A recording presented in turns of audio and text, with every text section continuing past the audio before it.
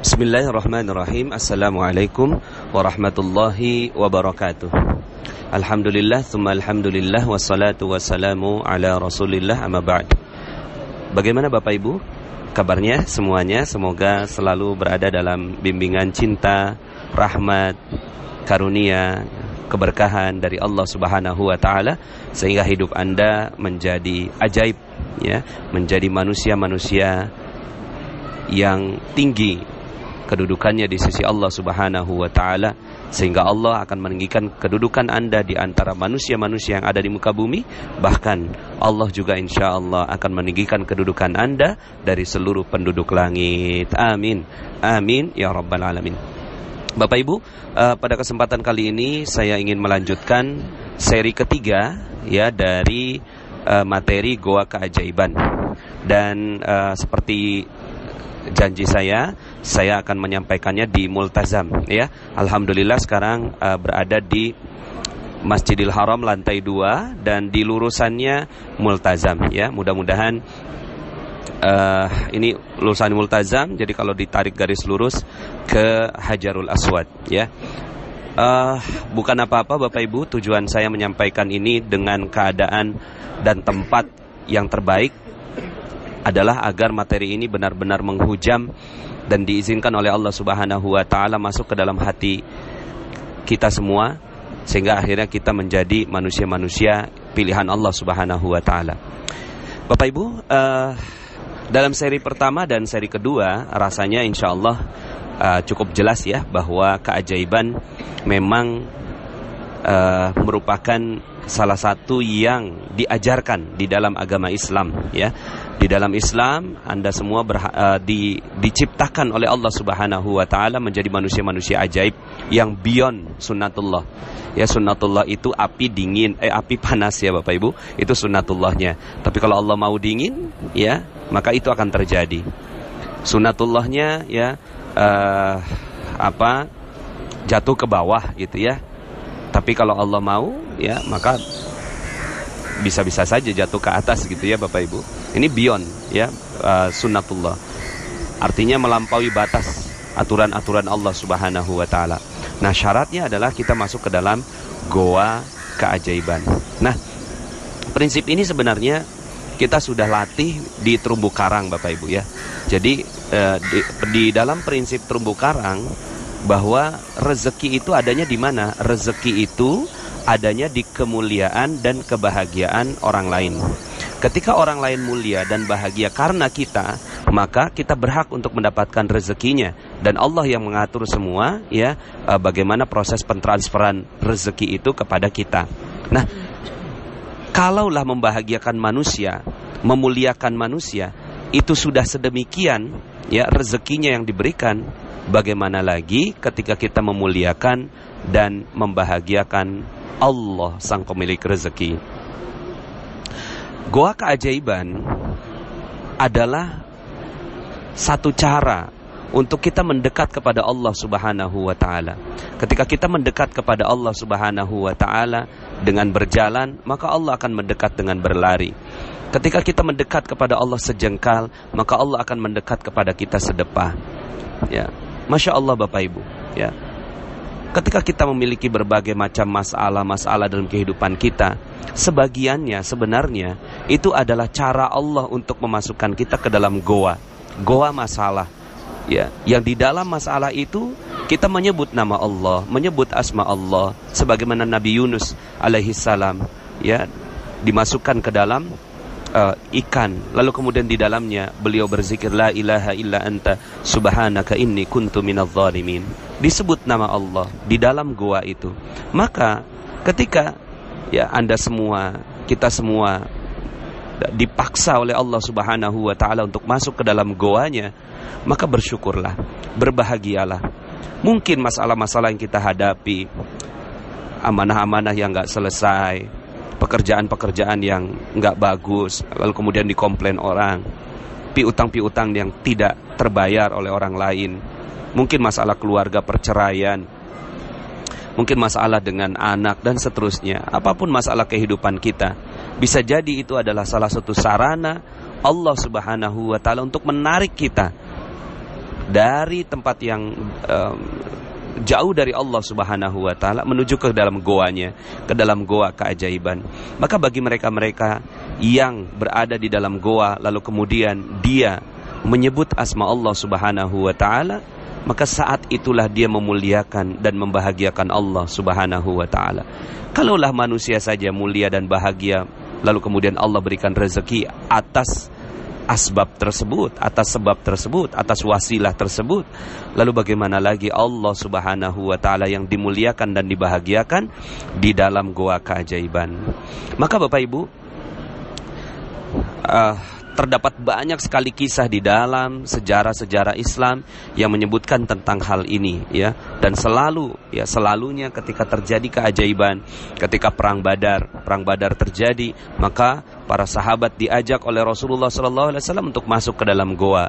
Di malam hari Rasulullah SAW berdoa meminta, ya, pertolongan dari Allah Subhanahu wa taala, dan benar saja keesokan harinya Allah mengirimkan 1000 malaikat yang membantu Rasulullah SAW dalam peperangan pertamanya. Nah, Bapak Ibu yang dirahmati Allah, ini adalah kisah-kisah yang berada di sirah Rasulullah SAW. Lalu bagaimana, ya, yang berada dalam kehidupan kita? Bagaimana menggunakan materi goa keajaiban ini untuk kehidupan rezeki kita, ya? Karena bukan apa-apa Bapak Ibu. Saya kenapa membahas rezeki? Karena rezeki adalah ladang amal. Sebagaimana Rasulullah SAW juga ladang amalnya dalam berdakwah mengajak manusia ke dalam agama Allah Subhanahu wa taala, ya. Maka ketika kita berbicara dalam ranah rezeki yang memang di dalam Al-Qur'an Allah Subhanahu wa taala sering mengulang tentang rezeki, bahkan doanya Nabi Ibrahim alaihi salam juga meminta rezeki, ya, kepada anak keturunannya, ya. Maka membicarakan tentang rezeki juga bagian dari bagaimana kita mendapatkan solusi terbaik dengan cara terbaik, ya, agar rezeki kita berlimpah ruah. Nah, saya sedikit ingin cerita tentang bagaimana pelaksanaan dari goa keajaiban ini Bapak Ibu, ya. Saya sedikit ingin cerita kesaksian saya terhadap seorang guru yang beliau Ustadz Yusuf Mansur, ya, ketika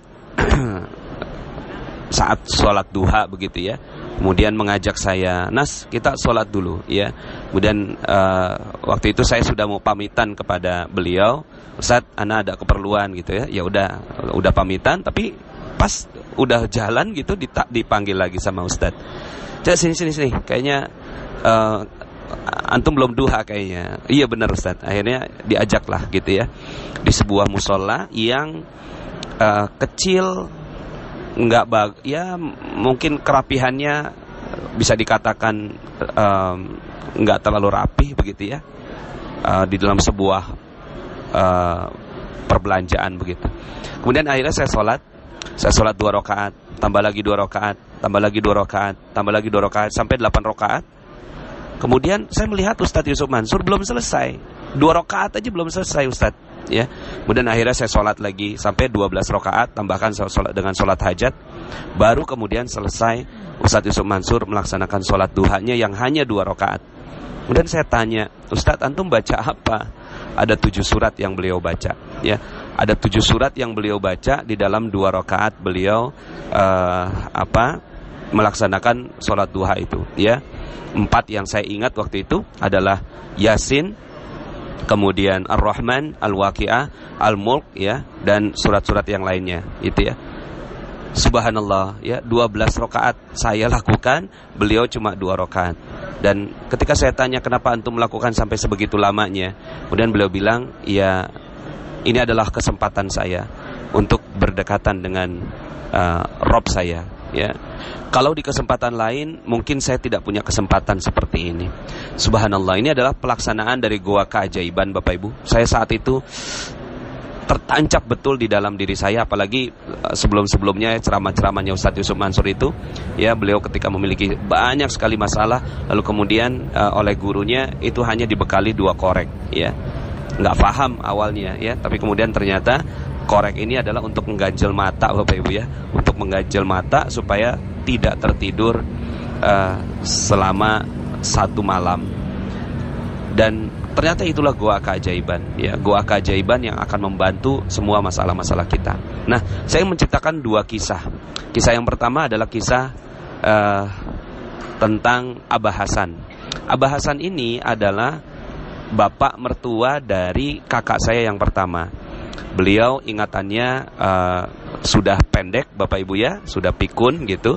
Kemudian ketika saya datang ke rumah beliau, ditanya, ini siapa? Nasrullah. Dari mana? Depok. Duduk deh gitu ya. 15 menit lagi dia nanya gitu, ini siapa? Nasrullah. Dari mana? Depok. Ya makan dah gitu. Kemudian 15 menit lagi dia tanya, ini siapa? Nasrullah. Saya bilang, dari mana? Depok gitu ya. Ya ingatannya yang sudah sedikit banyak diambil oleh Allah Subhanahu wa taala. Nah, karena ingatannya yang tinggal singkat seperti itu, suatu ketika Abah Hasan ini keluar dari rumah. Pas keluar dari rumah, lupa rumahnya di mana. Masya Allah, akhirnya hilang ini kakek ya. Abah Hasan ini hilang ya. Hari pertama dicari nggak ketemu, hari kedua dicari nggak ketemu, hari ketiga dicari nggak ketemu, hari keempat dicari nggak ketemu. Itu udah melibatkan masyarakat sekitar, udah melibatkan tukang ojek, dipasang tanda gitu ya. Orang hilang, udah lapor juga ke polisi, nggak ketemu juga sampai hari kelima, Bapak Ibu. Nah, di hari kelima ya, waktu itu kurang lebihnya agak-agak malam maghrib begitu ya, ada yang tersadar kayaknya ada yang tidak tepat dalam cara kita mencari. Memang orang tua kita penting, tapi ternyata Ramadan kita ini tidak berjalan dengan baik. Waktu itu kejadiannya Ramadan, dan pas mereka rapat seperti itu adalah malam 23 ya, malam 23 Ramadan. Akhirnya mereka mengatakan begini, hari ini kita nggak ada yang mencari ya, hari ini kita nggak ada yang mencari, kita fokus saja ibadah ya, kita fokus saja dekati Allah, kita fokus saja ya tilawah Al-Quran ya, sholat malam ya, terus kemudian nggak boleh ada sedetik pun kita luput dari berzikir ya. Gimana? Sepakat? Sepakat. Akhirnya rapat keluarga itu menentukan bahwa besok harinya, di hari ke-6, tidak boleh ada yang mencari, tapi fokus beribadah kepada Allah Subhanahu wa taala satu harian. Nah, akhirnya rapat selesai, bubar ya, semuanya udah tenang, merasa dapat gitu ya jawaban ya, bahwa mereka harus melakukan itu. Tapi itulah Allah Subhanahu wa taala, belum dikerjakan ya, belum dikerjakan, Allah Subhanahu wa taala sudah mengembalikan sang orang tua ya. Jam 11 malam ada ketukan pintu, pas dibuka ternyata adalah tetangganya, dan di belakangnya ada Abah Hasan yang beliau tuh tertunduk lesu karena berapa hari nggak makan ya. Kemudian langsung dibawa ke rumah sakit ya. Alhamdulillah waktu itu sembuh. Sekarang Abah Hasan sudah almarhum. Nah, Bapak Ibu yang dirahmati Allah Subhanahu wa taala, subhanallah, di hari pertama, kedua, ketiga, keempat, kelima, mereka mengandalkan kemampuan mereka sendiri. Mereka punya masalah, mereka menghadapi hal yang sangat-sangat tidak sederhana, tidak mudah. Tapi mereka sibuk gitu ya, berada di luar goa, Bapak Ibu. Tapi kemudian mereka tersadar, mereka masuk ke dalam goa seluruhnya ya, mereka masuk ke dalam goa dan berzikir kepada Allah ya. Kemudian fokus saja dengan apa yang mereka ya. Jadi seperti yang tadi 7 prinsip goa itu, fokus saja ya, tidak usah berharap akan terjadi keajaiban, dan keajaibannya terjadi. Ketika ditanya, itu si kakek ya, si Abah Hasan ini ketemunya di mana? Ternyata di sebuah pasar yang hampir setiap hari mereka mencarinya di situ, tapi nggak ketemu gitu ya. Allah yang menutupnya dan Allah juga yang membukanya. Nah, Bapak Ibu yang dirahmati Allah, mungkin sebagian di antara Anda ada yang memiliki masalah-masalah yang berat dalam kehidupan Anda. Maka bukan berarti Allah nggak sayang, malah Allah bisa jadi sayang pada Anda semua. Ketika Anda mendengarkan audio ini, bisa jadi ini adalah caranya Allah untuk memaksa Anda untuk masuk ke dalam goanya, untuk masuk ke dalam goa keajaibannya. Maka ikuti saja kemauan Allah Subhanahu wa taala. Duduk diam, menyepi, terasing ya, lupakan sejenak semuanya ya. dan fokus kepada Allah, muliakan dan bahagiakan Allah, maka sebentar lagi keajaiban pun akan datang kepada Anda, sebagaimana Abah Hasan dikembalikan oleh Allah Subhanahu wa taala kepada keluarga mereka, ya. Dan sekarang almarhum Abah Hasan alhamdulillah meninggalnya dalam keadaan yang baik, semua keluarganya mengetahui, ya, dan melihat dan menguburkannya dengan baik, ya. Nah, Bapak Ibu, kisah yang kedua saya ingin cerita tentang, katakanlah kisah ini, ya, namanya Dani. Dani ini punya utang 400 juta, ya. Punya utang 400 juta, punya amanah 400 juta. Waktu itu berada dalam sebuah kerjasama bisnis, tapi karena sudah terlalu lama, ya, akhirnya masalah ini yang tadinya perdata menjadi pidana, ya. Kemudian ditetapkan satu tanggal, hari H. Kalau tidak ada uangnya juga, ya, 400 juta itu, maka si Dani itu harus masuk ke sel, ya. Nah, waktu itu ada waktu 3 bulan untuk menyelesaikan sampai hari H. Dan akhirnya Dani melakukan semua aktivitas-aktivitas yang bisa membuat dana itu bisa terkumpul. Tapi, ya, akhirnya karena memang bisnisnya masih sedang berada dalam ujian, akhirnya sudah bersepakat dengan istrinya untuk menjual rumah yang dia tempati. Ya sudah, ya, akhirnya mereka bersepakat untuk jual rumah dan kemudian membeli rumah yang mungkin lebih kecil dari yang sekarang ditempati. Ya, saat itu terjadi deal, ya, deal dengan seorang yang akan membeli rumah tersebut, dan akhirnya sudah siap masuk ke notaris, tapi ternyata qadarullah, ya, Allah tidak mengizinkan proses penjualan rumah tersebut. Akhirnya apa yang terjadi? Yang terjadi adalah mereka, si Dani tidak berhasil untuk mendapatkan dana pengembalian. Waktu itu, ya, Ramadan, dan ketetapan hari hanya itu adalah beberapa hari setelah Lebaran. Dan akhirnya Dani masuk ke dalam goa keajaiban, yaitu Ramadan. Dan akhirnya dia fokus saja di 10 hari terakhir di bulan Ramadan. Dia fokus tidak keluar dari masjid. Dia fokus beribadah, beriktikaf, dan berzikir kepada Allah Subhanahu wa taala.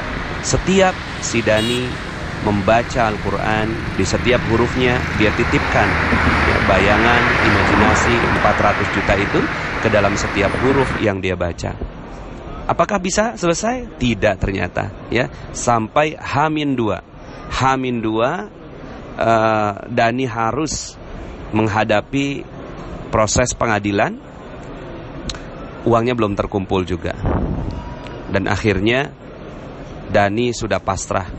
Dia sudah siap untuk dipenjara, dia sudah siap menerima segala resikonya, dan tiba-tiba Allah Subhanahu wa taala mengirimkan seseorang yang ingin membeli, ya, asetnya Dani yang lain. Jadi Dani memiliki beberapa aset, ya, yang mau dijual malah nggak laku, yang dia pikir nggak mungkin kejual dalam waktu cepat, hari itu laku kalau nggak salah 500 juta, ya. H-2. Lalu kemudian akhirnya H-1 dananya ditransfer, dan di hari H selesailah seluruhnya, bahkan masih ada sisa 100 juta. Subhanallah. Mari kita lihat prosesnya. Allah Subhanahu wa taala sebenarnya telah menyiapkan dananya, tapi Allah ingin melihat kesungguhan Dani dalam mendekati goanya, mendekati goa keajaiban yang Allah Subhanahu wa taala persiapkan untuk Dani.